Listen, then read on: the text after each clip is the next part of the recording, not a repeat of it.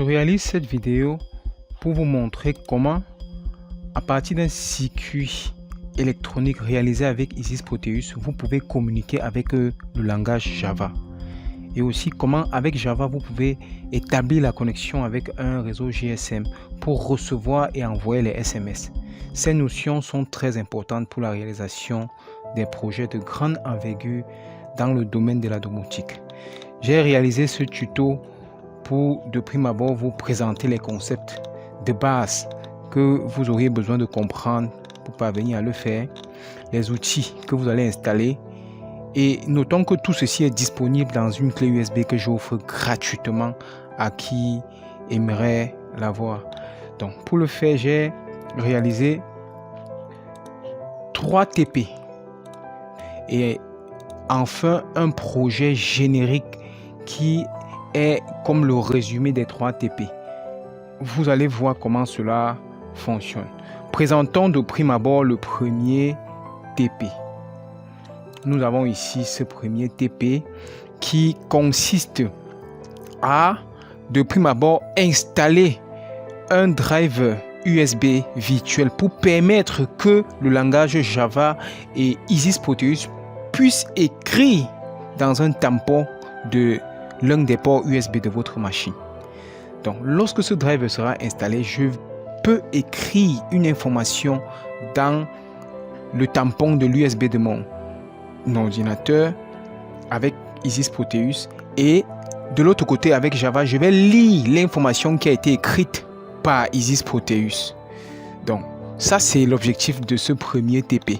Vous allez voir à quoi tout cela va nous servir. Donc, nous allons écrire Dada dans le tampon de l'USB et lire de l'autre côté avec Java. Donc, allons concrètement voir comment cela fonctionne. Donc, nous avons notre circuit électronique que nous avons réalisé. De prime abord, pour qu'il fonctionne, il faut que vous installez ce driver que je viens de vous mentionner. Donc, le driver se trouve dans le dossier d'installation de Isis Proteus. C'est dans le programme 86, l'Absenta Proteus 8 Driver. Driver, nous rencontrons Virtual USB Driver. Donc, c'est ceci qu'il faut installer. Lorsque il est installé, vous êtes déjà bon pour parvenir à faire fonctionner le composant USB. Donc, nous allons de prime abord lancer le serveur Java parce que voici le circuit électronique Isis que je viens de vous montrer, et il y a naturellement le code micro-C. Je vous présente un peu le code micro-C de ce projet afin que vous puissiez voir. C'est ce code que lorsqu'on a écrit en C, on compile et on flash dans le microcontrôleur. Donc, c'est pas étrange. Donc, voilà la chaîne de caractères Dada. La chaîne de caractères Dada que le microcontrôleur va, une fois qu'on va presser sur le bouton poussoir, il va intercepter le signal et écrire cette chaîne de caractères dans le tampon USB. Donc voilà le code. Le code n'est pas compliqué, c'est juste le C. Tant que on n'a pas pressé, ou bien tant qu'on a pressé sur le bouton poussoir, écris-moi ce que j'ai déclaré en haut là, c'est nombre. Écris-moi la variable nombre dans le tampon USB. Tu vois, c'est le buffer. Ok, donc voilà un peu, j'ai expliqué tout le code qui a été flashé dans le microcontrôleur ici. Maintenant, exécutons et on voit comment cela fonctionne. Mais avant de le faire, il faut que je lance le serveur Java. Je lance le serveur Java qui va pouvoir intercepter ce qui a été écrit dans le tampon de l'USB. Donc du coup, voilà juste ma classe Java qui n'est pas compliquée. C'est juste une classe Java comme ça qui possède la fonction read device. Voilà la fonction read device. Donc je vais lire ce qu'on a écrit et je vais aussi pouvoir écrire sur l'écran des informations de l'USB. Alors, exécutons ce serveur Java et on va effectuer le test. Donc, du coup, je vais me connecter en ligne de commande comme ceci. Je vais me rendre dans la classe Java. Je prends le lien. Je viens ici à la commande. Push D. Entrée. Je suis directement ici. Vous allez, je suis directement dans mon dossier Java. Donc, je peux, comme vous connaissez le faire, compiler ma classe principale Voilà, donc je compile comme ceci. Et je peux effacer mon écran et j'exécute comme ceci. Java, voilà, donc c'est comme ça qu'on fait pour exécuter.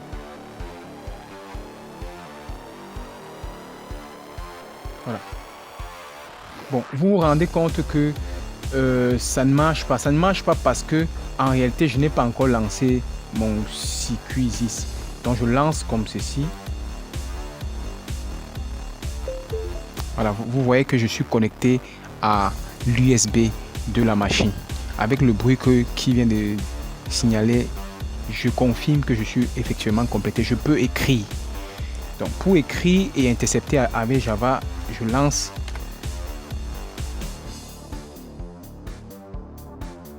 Voilà. Donc maintenant, étant donné que mon circuit électronique est connecté à l'USB, voilà les informations du circuit électronique. Tu vois, je suis sur la machine intitulée Tala Daniel et je suis connecté effectivement à la librairie USB HIV. Donc, ce que je peux faire maintenant, c'est que Begin, je vais appuyer ici sur le bouton pour soi. Automatiquement, la chaîne de caractères Dada est lue. Donc voilà, ça marche très bien. Si j'appuie encore sur le bouton pour soi, tac, Dada sera lu. Donc vous voyez, ça va être lu beaucoup de fois parce que c'est sur 64 bits, il n'y a pas de souci. Donc ce qui m'intéresse, je vais juste prendre le premier bit et effectuer ce que je vais faire avec. Donc voilà, ainsi présenter le premier TP. À présent que nous savons comment un circuit électronique peut écrire une information dans l'USB buffer et automatiquement être lu par le langage Java, nous allons effectuer l'opération inverse au TP2. Alors, le TP2, de quoi s'agit-il? Le TP2 va pouvoir en Java, n'est-ce pas, écrire l'information dans l'USB buffer et le circuit électronique Isis Proteus va se comporter comme un serveur qui va pouvoir lire l'information qui a été écrite en Java et afficher une lettre. Alors, nous allons voir comment cela fonctionne. Pour commencer, notons que voilà notre circuit électronique qui va effectuer ce travail. Alors, maintenant, lançons notre serveur Java pour nous permettre de pouvoir donner les ordres à ce microcontrôleur.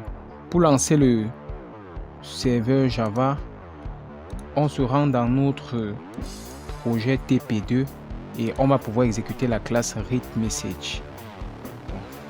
J'ouvre l'invite de commande. Je vais me rendre dans cette classe avec la commande push-d. Voilà, donc je suis dans le dossier-ci, dans le dossier TP2. Étant dans le dossier TP2, Java c'est pour compiler et Java c'est pour exécuter. Il est nécessaire que le circuit électronique soit au préalable lancé.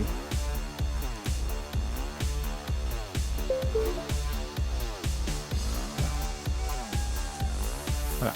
Vous voyez, le programme Java cherche à se connecter à l'USB et étant donné que le circuit électronique n'avait pas été lancé, ça n'a pas pu lire. Voilà. Vous voyez, il faut toujours au préalable vous rappeler de lancer le circuit électronique ou bien de démarrer la simulation avant de pouvoir exécuter le code Java. Donc si j'envoie la commande switch on, switch commence par S majuscule on. Voilà, donc la commande switch on a été exécutée et la lettre est allumée. Si je lance la commande switch off pour éteindre cette ampoule, l'ampoule va s'éteindre. Donc essayons de zoomer. Voilà, donc voilà l'ampoule que l'on souhaite éteindre.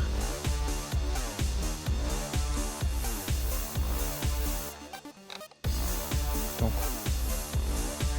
l'ampoule est allumée et le message que nous venons d'envoyer, le voici. Tapons la commande switch off. Voilà, vous voyez, switch off a été lu et l'ampoule a été éteinte. Voilà ce que j'avais à vous présenter pour le TP2. À présent que nous avons déjà vu comment à partir de Java on peut interagir avec un circuit électronique comme ceci, nous allons voir dans le cadre de ce TP3 comment on peut envoyer et recevoir les messages avec le langage Java. Donc allons dans le TP3.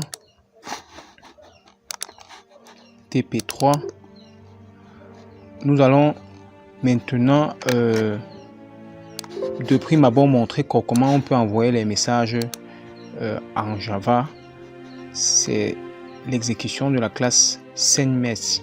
Et maintenant nous allons après exécuter la classe readMessage pour pouvoir lire les messages provenant de l'extérieur. Pour le faire, nous allons aller en ligne de commande, se rendre dans notre dossier courant TP3. Étant dans ce dossier, on va simplement compiler le tout.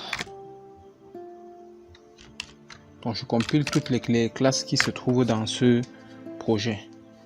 Ensuite, lorsque c'est compilé, voyons premièrement comment on peut faire pour envoyer un message via le langage Java. Donc je vais exécuter la classe sendMessage. Voilà, donc quand je lance ceci, voilà, donc voilà une interface qui demande le numéro de téléphone. Entrons le numéro de téléphone.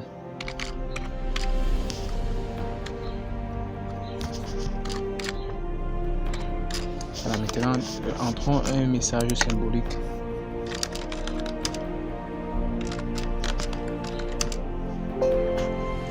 Voilà, donc si j'appuie sur envoyer, remarquez que la librairie SMS Lib, voilà donc c'est-à-dire ça me donne d'abord les informations sur ce, voilà, on me met message send. Donc du coup voilà le message que je viens de recevoir. Donc on peut envoyer un message en utilisant la librairie SMS Lib.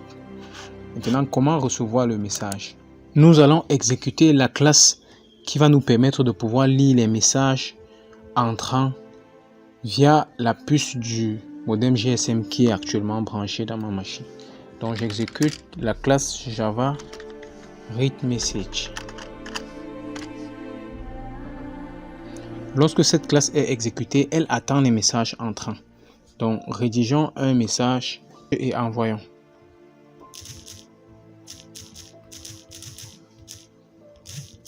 La programmation des pics est passionnante.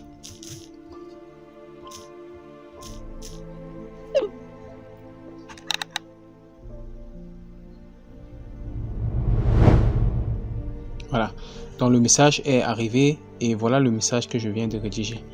Je peux dire bravo Tadani.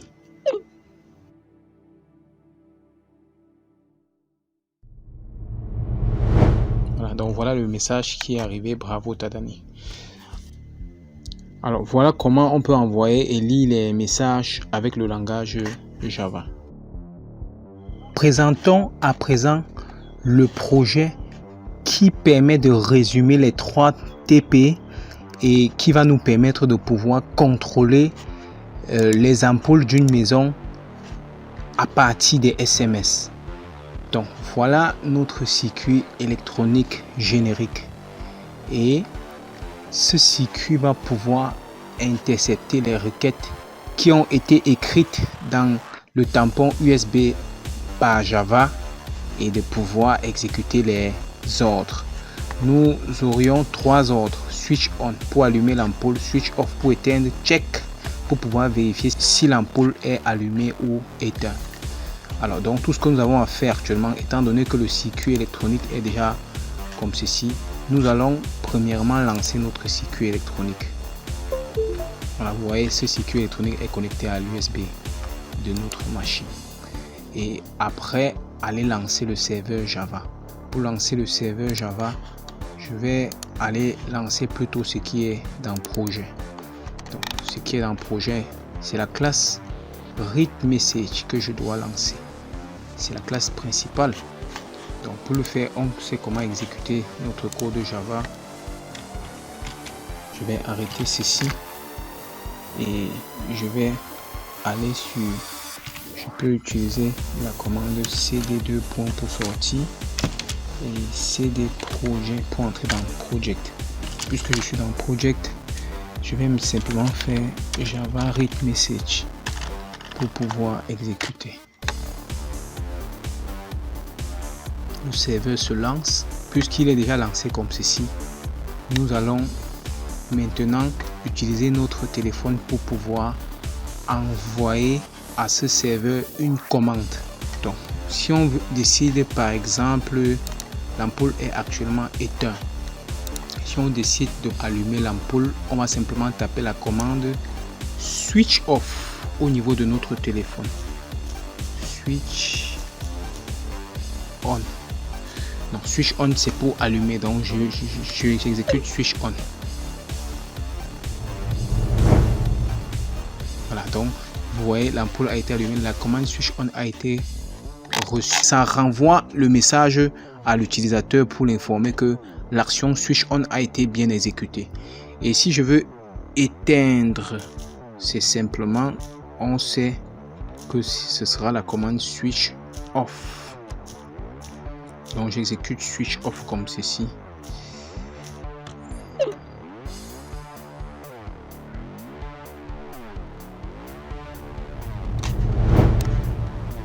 Voilà, vous voyez switch off a été envoyé et l'ampoule s'est éteinte.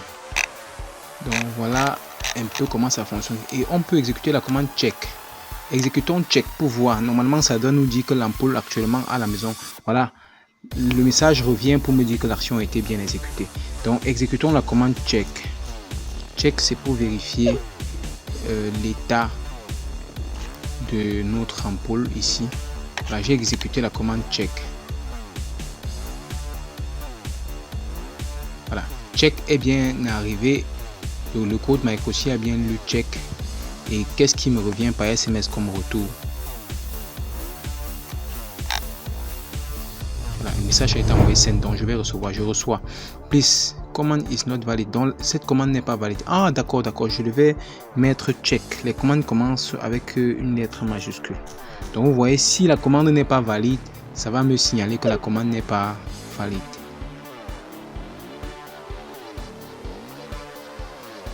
Voilà, donc j'ai envoyé check normalement comme il faut. Et qu'est-ce qui va me revenir? Le message n'a pas encore été envoyé. On attend send. Oui, donc ça a été envoyé. Je reçois tout de suite. Voilà, on dit que la lettre est actuellement switch on. Donc elle est éteinte et que pour l'allumer, je dois appuyer switch on. Donc voilà un peu comment fonctionne cette application qui résume plus ou moins tout ce que nous avons fait dans les différents TP et qui permet de contrôler l'électricité d'une maison avec les SMS. Merci de votre aimable attention. Je vous présente un projet utilisant ces différents concepts